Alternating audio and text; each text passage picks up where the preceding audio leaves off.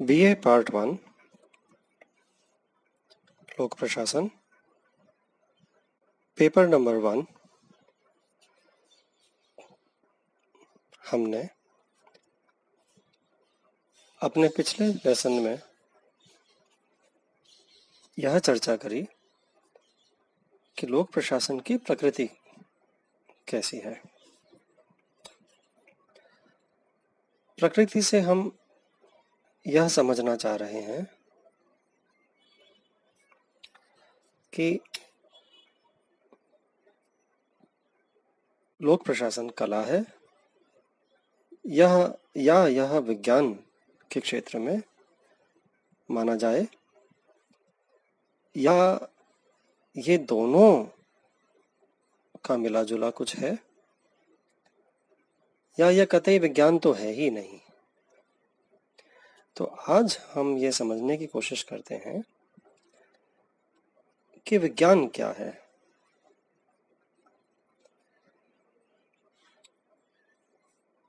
वर्तमान युग वैज्ञानिक युग है, जिसमें विज्ञान की प्रधानता है। राजनीति शास्त्र, इतिहास आदि की भांति प्रशासन को भी भौतिकी, रसायन, गणित आदि की भांति विज्ञान मानने का सिद्धांत प्रतिपादित किया गया है। इस श्रेणी में अधिकांश विचारक अमेरिका के हैं। वहाँ प्रबंध शास्त्र के वैज्ञानिक अध्ययन के साथ साथ प्रशासन को भी विज्ञान बनाया गया है तथा प्रशासन के नियमों की खोज करके इसे वैज्ञानिक आधार पर प्रतिष्ठित करने का प्रयास किया गया है। इसे समझने के लिए पहले विज्ञान के अर्थ को जानना आवश्यक है। विज्ञान का अर्थ विशिष्ट, व्यवस्थित अथवा क्रमबद्ध ज्ञान है।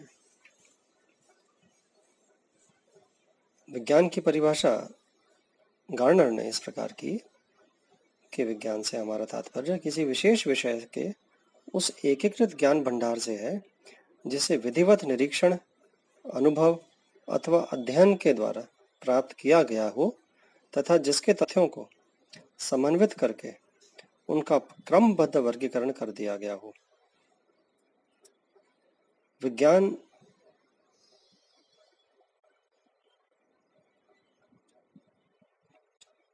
संसार की ओर देखने की एक निश्चित पद्धति है। व्हाइट के अनुसार विज्ञान में वैज्ञानिकरण की भावना है। तो इस सब बातों से यह स्पष्ट होता है कि इसमें कुछ विशेषताएं हैं, जैसे उसके निरीक्षण और परीक्षण की पद्धति, इनके आधार पर निकाले जाने वाले सुनिश्चित और सार्वभौम नियम, इन नियमों की अपरिवर्तनशीलता और सार्वभौमिकता, इन नियमों के आधार पर भविष्यवाणी कर सकने की क्षमता, विषय का वर्गीकरण और व्यवस्थित ज्ञान। इन विषयों के होने पर ही किसी विषय को विज्ञान कहा जा सकता है। अब हम इस बात पे आते हैं कि क्या लोक प्रशासन विज्ञान की श्रेणी में आता है अथवा हम इसे विज्ञान नहीं कह सकते। इसके लिए 3 पक्ष महत्वपूर्ण हैं। प्रथम पक्ष फाइनर, मॉरिस और कोहन जैसे विद्वानों का है, जो लोक प्रशासन को विद्वान नहीं मानते। दूसरा पक्ष वुडरो विल्सन, विलोबी और चार्ल्स बियर्ड तथा जैसे विद्वानों का है, जो इसे पूर्ण से तो नहीं किंतु आंशिक रूप से विज्ञान समझते हैं। तीसरा पक्ष इसे पूर्ण रूप से विज्ञान मानता। प्रथम मत यह है कि यद्यपि इस समय लोक प्रशासन का जो विकास हुआ है उसे देखते हुए इसे विज्ञान का नाम भले ही ना दिया जा सके, किंतु शीघ्र ही भविष्य में यह एक विज्ञान का रूप धारण कर लेगा। इस समय हमें लोक प्रशासन के कुछ ऐसे मौलिक नियमों का पता लग चुका है जिनके आधार पर अधिक अध्ययन, अनुसंधान, निरीक्षण और प्राप्त सामग्री का विश्लेषण लोक प्रशासन को भविष्य में अन्य सामाजिक विज्ञानों की भांति विज्ञान का रूप प्रदान करेगा। लिंडल उर्विक ने प्रशासन के वास्तविक विज्ञान बनने की संभावना को स्वीकार किया है। इसी प्रकार अमेरिका में वैज्ञानिक प्रबंधन प्रबंध आंदोलन के जन्मदाता F.W. टेलर ने भी यह विश्वास प्रकट किया कि नवीन प्रबंध पद्धति का प्रथम कार्य प्रशासन के विज्ञान का विकास करना है। इस प्रकार प्रशासन विज्ञान बनने की क्षमता रखता है। हम आगे जब पढ़ेंगे तो पाएंगे कि F.W. टेलर ने वैज्ञानिक आधार दिए अपने अनुसंधान के अंदर, प्रशासन के अंदर, प्रबंधन के अंदर कार्य कराने के दृष्टिकोण को समझाते हुए F.W. टेलर ने वैज्ञानिक प्रबंधन की चर्चा करी। हम उसे आगे देखेंगे।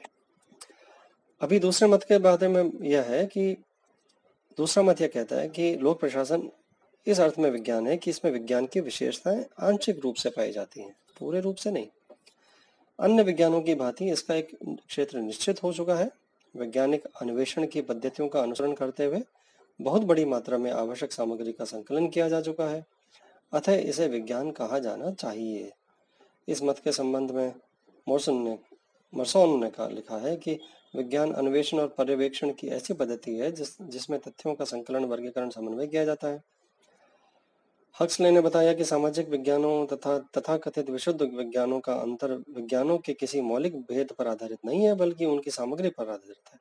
तो लोक प्रशासन में पर्यवेक्षण करना कठिन है, फिर भी पिछले 50 वर्षों में पर्यवेक्षण और अनुभव में से ऐसे निश्चित तथ्यों की सामग्री मिल चुकी है जिनके आधार पर वैज्ञानिक अपना कार्य कर सकते हैं और कुछ सामान्य नियम बना सकते हैं।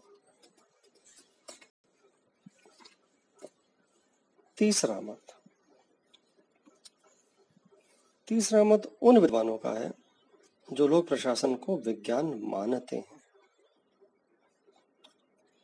इस पक्ष में प्रथम तर्क यह प्रस्तुत किया जाता है कि लोक प्रशासन एक सुव्यवस्थित ज्ञान है। पिछले 50 वर्षों में विभिन्न विद्वानों ने लोक प्रशासन के विभिन्न अंगों से संबद्ध ज्ञान को क्रमबद्ध एवं सुव्यवस्थित किया है।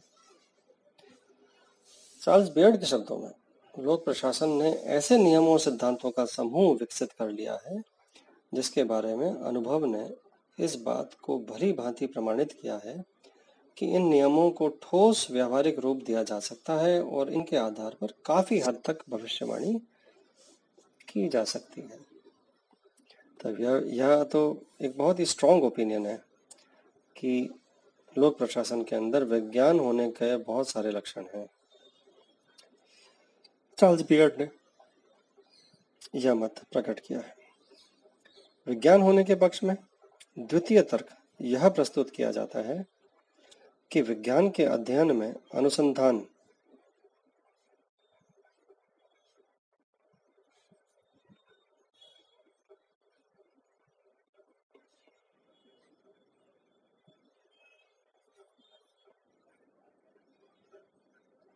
पर्यवेक्षण, परीक्षण लोक प्रशासन के अध्ययन में अपनाई जाती है।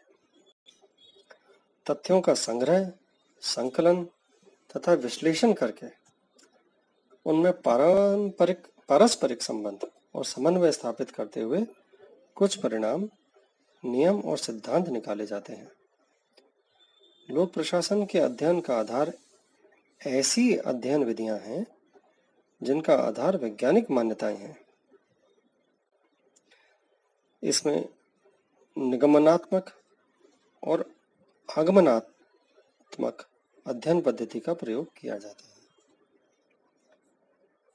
इसके साथ साथ लोक प्रशासन में वैधानिक, तुलनात्मक, पर्यवेक्षणात्मक तथा समस्यात्मक अध्ययन पद्धति के द्वारा अध्ययन किया जाता है। इस आधार पर इसे स्वाभाविक रूप से विज्ञान की श्रेणी में रखा जा सकता है। एक और विद्वान है चार्ल्स वर्थ। उनके शब्दों में लोक प्रशासन इसलिए विज्ञान है क्योंकि इसमें निगमनात्मक विश्लेषण है, व्यवस्थित संगठन है, नियोजित नियोजन है तथा इसके निष्कर्षों में एक निश्चित पद्धति का प्रयोग किया जाता है। देखिए, चार्ल्स वर्थ ये जोर देके कह रहे हैं, एम्फसाइज कर रहे हैं कि इसमें क्योंकि निगमनात्मक विश्लेषण है, व्यवस्थित संगठन है और नियोजित नियोजन है, तो इसलिए हम इसे निश्चित पद्धति के होने के कारण हम इसे विज्ञान कह सकते हैं। तीसरा तर्क क्या है? लोक प्रशासन में निश्चित सिद्धांतों का पाया जाना है। देखिए, जब क्लासिकल अप्रोच जो होती है पब्लिक एडमिनिस्ट्रेशन में, शुरुआत के अंदर जितने लोग आए थे जो नियमों की और स्थापना की बात जब इन्होंने की, एफ.डब्ल्यू. टेलर और ये सब उस ज़माने की बातें हैं, लूथर गुलिक, हेनरी फेयोल के ज़माने की, जब इन्होंने सिद्धांतों को महत्व दिया और सिद्धांतों को स्थापित किया। वो अभी हम अगले ही लेसन्स के अंदर, कुछ लेसन्स के अंदर उन सिद्धांतों पर आएंगे और हम पाएंगे कि इन विद्वानों ने किस तरह यह समझाया कि लोक प्रशासन में सिद्धांत मौजूद हैं और उन सिद्धांत से कार्य करने पे प्रशासन अच्छा चलाया जा सकता है। तो आज लोक प्रशासन में कुछ सिद्धांतों का विकास हुआ है जो शाश्वत तथा निश्चित है। अब ये कौन से हैं सिद्धांत? जो मैं वही बोल रहा हूँ आपको, हेनरी फेयोल, लूथर गुलिक और के ज़माने के, आदेश की एकता, पद सोपान, नियंत्रण का क्षेत्र, आंतरिक निरीक्षणों की व्यवस्था आदि। ये सब साइंस ऑफ पब्लिक एडमिनिस्ट्रेशन के लोग माने जाते हैं, प्रिंसिपल्स, सिद्धांत ऑफ पब्लिक एडमिनिस्ट्रेशन, ये सिद्धांतों में आती है ये सब। उर्विक, गुलिक, हेनरी फेयोल, ये प्रोपाउंडर्स थे, ये इस बात के सपोर्टर थे कि लोक प्रशासन के अंदर सिद्धांत होते हैं और ये उन्होंने सिद्धांत स्थापित किए थे। साइमन के अनुसार, प्रोफेसर हर्बर्ट साइमन ने अनेक प्रशासकीय नियमों और सिद्धांतों का उल्लेख किया है जिनके आधार पर परिणामों की पूर्व कल्पना सरलता से की जा सकती है, किंतु इसमें कोई संदेह नहीं है कि ये सिद्धांत भौतिक विज्ञानों के नियमों जैसे सुनिश्चित, स्थिर, अटल, सार्वभौम और एक रूप नहीं है और इसलिए इसमें भौतिक शास्त्र जैसी भविष्यवाणियां नहीं की जा सकती हैं। इस संबंध में यह स्मरणीय है कि भौतिक विज्ञानों के सिद्धांतों में भी परिवर्तन होते रहते हैं। उदाहरणार्थ, न्यूटन द्वारा प्रतिपादित गुरुत्वाकर्षण के सिद्धांत में आइंस्टाइन के सापेक्षता के सिद्धांत के आधार पर संशोधन किया गया। इसी प्रकार विज्ञानों के नियमों में संशोधन और परिवर्तन होते रहते हैं, अतः दोनों में अंतर केवल मात्रा का है। भौतिक विज्ञानों में तुलनात्मक दृष्टि से ऐसे परिवर्तन कम होते हैं, अतः वैज्ञानिक पद्धतियों तथा विधियों का अनुसरण करने के कारण लोक प्रशासन को विज्ञान की श्रेणी में रखा जा सकता है। इस सारी चर्चा से यह बात स्पष्ट होती है कि लोक प्रशासन भले ही ऐसे वैज्ञानिक सिद्धांतों का विकास कर लिया है जिनके आधार पर इसे विज्ञान की श्रेणी में रखा जा सकता है, फिर भी सत्य यह है कि लोक प्रशासन भौतिक विज्ञान की तरह वास्तविक विज्ञान नहीं है। यह केवल सामाजिक शास्त्रों की तरह एक विज्ञान है। यह न केवल तथ्यों का विवेचन करने वाला है, सकारात्मक है, अपितु आदर्श मूलक विज्ञान है। तो हमने अभी अपनी चर्चा के अंदर यह समझा कि विज्ञान क्या है और क्या हम लोक प्रशासन को विज्ञान की श्रेणी में ला सकते हैं। तो कुछ विद्वानों का मत है कि क्योंकि लोक प्रशासन में सिद्धांत है, अनुसंधान है, परीक्षण है, इसलिए लोक प्रशासन को विज्ञान की श्रेणी में लाया जा सकता है।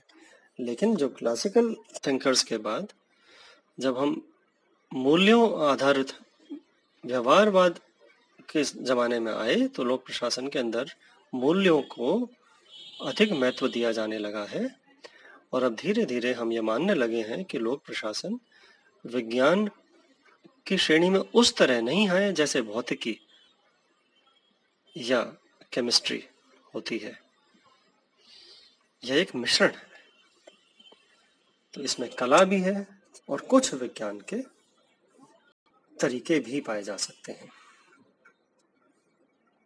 अगली चर्चा में हम लोग प्रशासन के क्षेत्र के बारे में डिस्कस